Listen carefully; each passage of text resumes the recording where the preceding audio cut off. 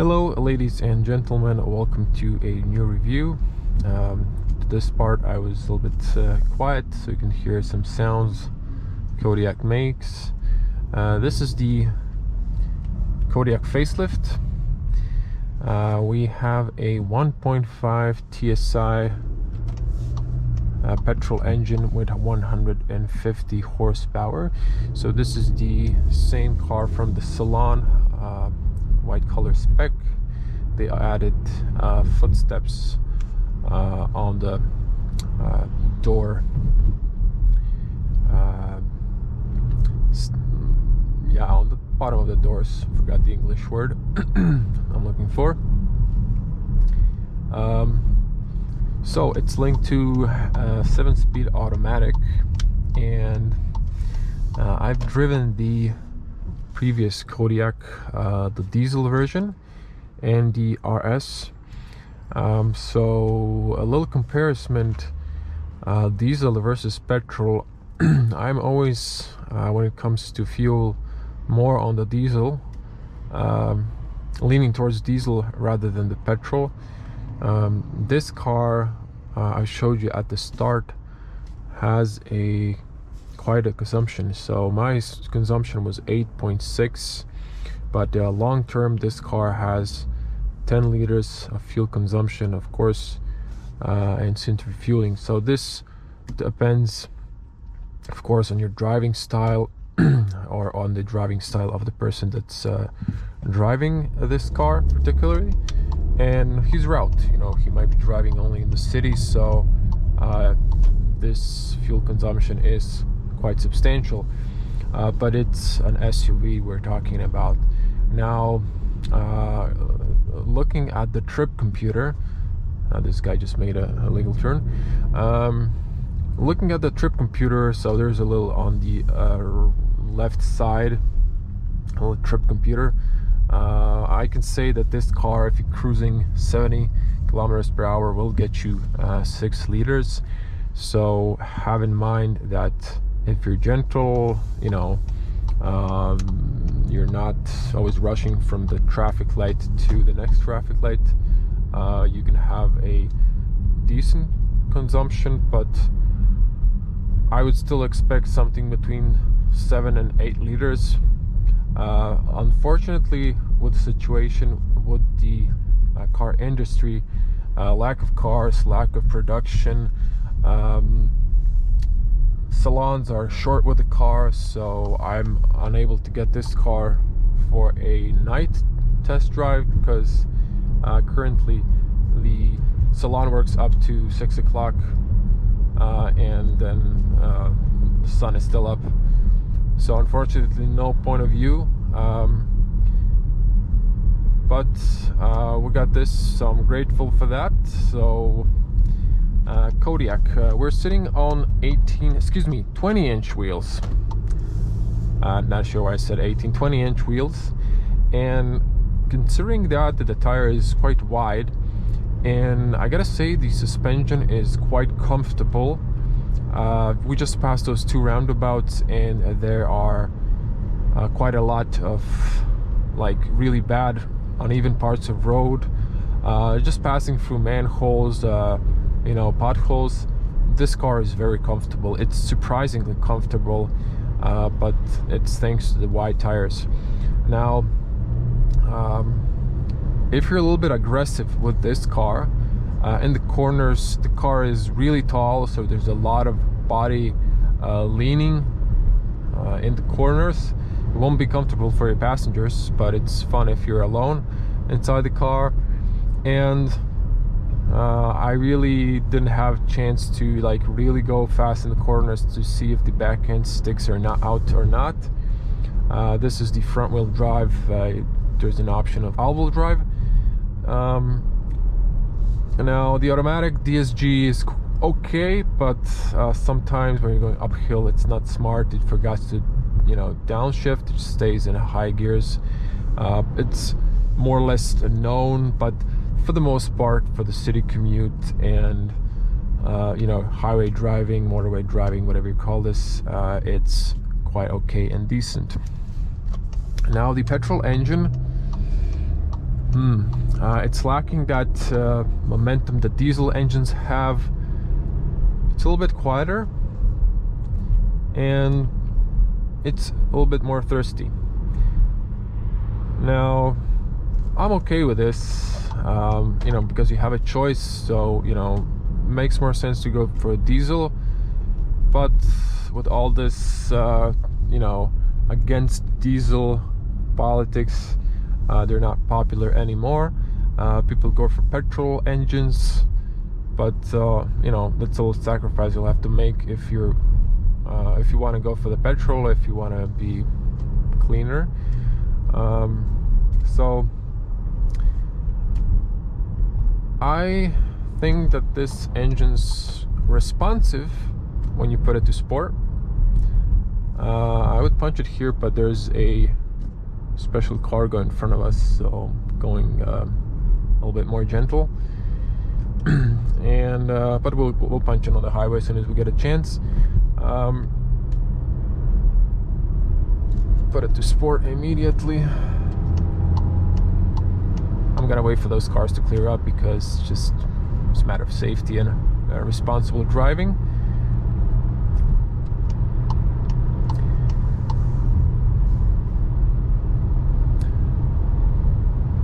I would say okay power.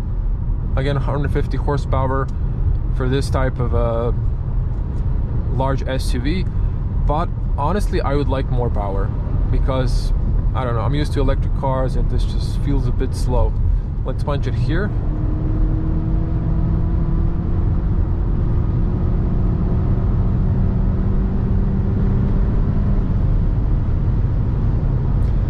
It speeds up easily, it's not a problem.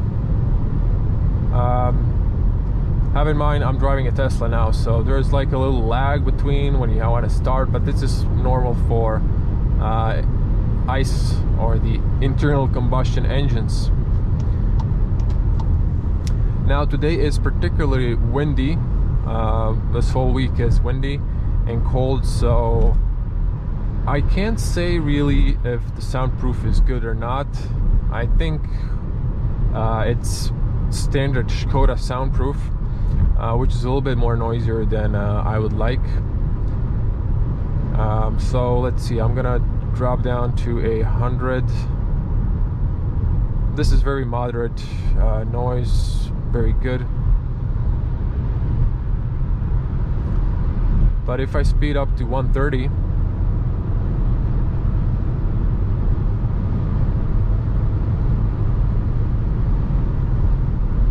there's just more wind noise. For the most part, I hear wind noise coming from the banner roof. Perhaps we have big side mirrors, but even good, there is not much tire noise.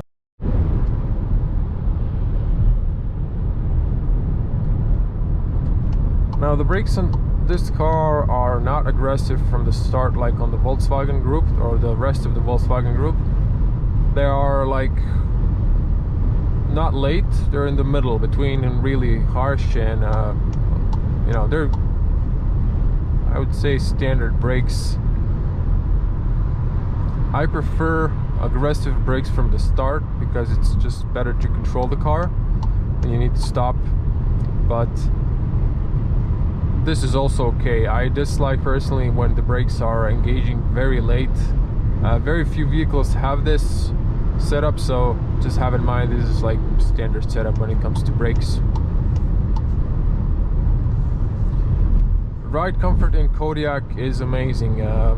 The seats are very comfortable. Škoda is known for comfort. You have the lumbar support as well. If you're a tall person, this car is ideal. Also ideal family car. It's a very spacious car. And again, this wind noise is because excessive wind today, but have in mind Kodiaq is very boxy car, has a tall windows, so it's always gonna have that little compromise. I love the Alcantara in this one. That's an option in the facelift. Love it. There's some new stitches here. The dash is basically the same. The infotainment is the same Škoda decided to keep the old infotainment because they're having the problems with the new infotainment on the electric SUV and the Octavia 4. And you got the digital cockpit. You can change views here, so you can have the classical view, you can have the full map view, you can have the consumption. We're now averaging 4 liters, so see that can be quite good. And this is the like simplified version, and then this is the sport. New steering wheel. I love the new steering wheel. It's flat, although the pre-facelift got this in the latest model a year before they've switched to facelift. It's a nice steering wheel. You have sport paddles, but honestly I never use those in any of cars because I don't know, this is if you have a Porsche 911, that's something you should use that then, but if you have an automatic. But in this kind of cars, daily drivers, I don't think that makes any sense, honestly. But this is at least my personal thought. What I do like is you can rest your elbow like a truck driver, because you do feel tall. It's in a full-size SUV, and you have an excellent overview behind you, in the middle mirror, all the side mirrors, which are nice and big. And I love it. I understand why people love SUVs. I love them too, but they didn't fit my budget, and I want to do something sporty, so my audience knows I got a Tesla Model 3. I'm a tall person, so honestly it's a little bit hassle getting into that car. I prefer Model Y, which I didn't have money for, but I'm grateful that I can drive a Model 3. This, I would be very grateful if I had something of this size, because it's just so easy to jump inside this car and you know, jump out if you're a tall person. Again, perfect car if you're a 2-meter tall person. Plenty of space on the front seat and the back seat. You can also spec a 7-seater if you have like more kids. This is ideal. And the cargo space is massive. This is just a practical car. And this, if you're not, you know, aiming for the RS version, this is like the top package you can get, the SportLine. It's overall an excellent SUV.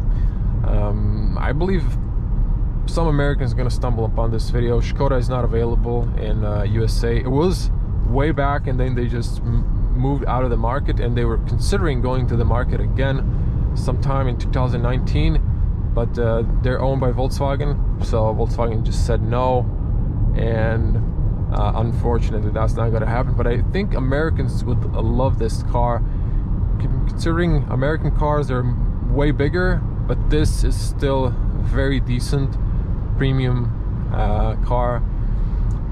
I dare to say this, yes, Škoda is premium car. They've definitely stepped up. I own the 3rd generation that's next to, actually that's the facelift. I own the pre-facelift. It's a great car. It's still under Volkswagen's boot, figure of speech. They kind of steal Škoda ideas, implement it into Volkswagen, and then leave like crumbles, small pieces to Škoda.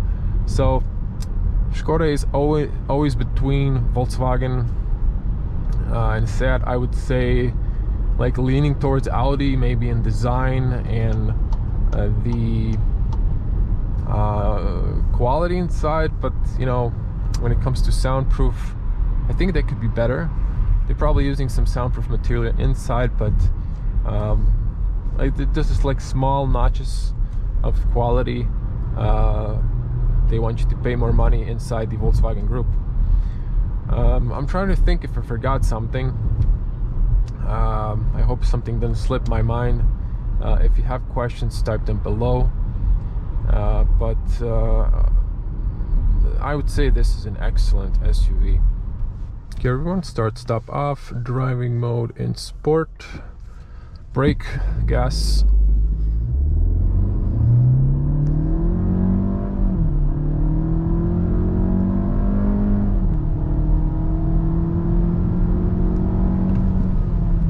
Brakes are good. So back to the normal driving mode. Of course, depending on the driving mode, you can adjust the steering wheel, so it gives you a little bit more feedback in sport. and it's a little bit more responsive on the throttle engine. It's more responsive, but if you're in a normal, it just gives you more comfort when you're in the city or in parking.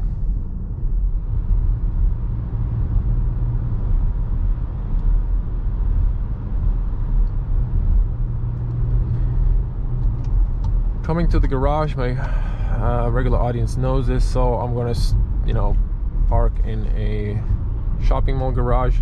So it's from point A to point B driving, but I'm gonna pass for the garage so you can see a little bit of the ambient lights. The Kodiaq has a nice ambient lights as well.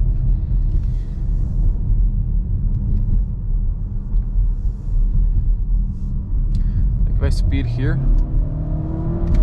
you can see it's holding great and it's very precise. So this is just like to show you a little bit, because of course I don't drive like this. I'm not an aggressive driver, and I'm kind of like adaptive driver. I do drive a little bit faster sometimes. We do have a tolerance in Croatia, that's the reason why. But we always have to adapt to the conditions, predict other drivers' intentions, and have in mind safety. That's the priority, of course, when we're in traffic with other people. And just so you can see the new lights. So the front ones turn into turn signals, the daytime running lights, and then the rear ones, you have the dynamic turn signals, which is cool. Turning angle, let's see, full radius. It was good for this parking, I would say.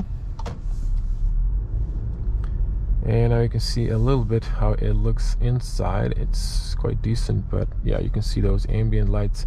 Of course, when you change ambient lights, the screen changes, and the digital cockpit or virtual cockpit, whatever. I wish I had this car for a little bit more, but again, happy to just get a chance to take it for a spin. Definitely Kodiaq is recommendation, and to wrap it up, it's an excellent family car, excellent SUV size. And one of the things I really like, if you look at the modern industry trends, it has still physical controls for the AC. It's really that easy to use. Someone didn't spec the backing camera. I was hoping there was an option, but I would definitely spec that if I was purchasing this car. That's it. I hope you liked the video. If you do, feel free to subscribe to the channel. I review a lot of cars. I didn't manage to cover all the brands, but check out the channel. There are lists according to the brands, so you can find out what you like. 8.2 was our average consumption, so there you go. Don't forget your key fob. They are smart, but sometimes until you get used to, you forgot them in the car. Thank you for watching. As always, stay safe on the road. I'm gonna see you in the next one. Bye.